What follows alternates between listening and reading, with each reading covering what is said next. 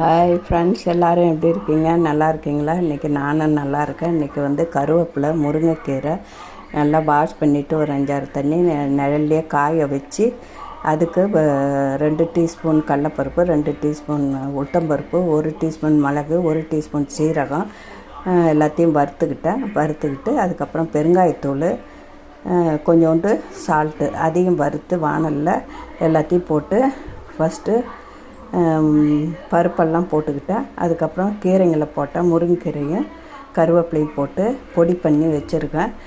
சாப்பாட்டுக்கும் தொட்டுக்கலாம், இட்லி தோசைக்கும் தொட்டுக்கலாம். நல்லா இருக்குது. வரமிளகா கொஞ்சம் அதிகமாக வச்சுட்டா காரமாக இருக்குது. மற்றபடி எல்லாமே டேஸ்ட்டாக இருக்குது. பாருங்கள்.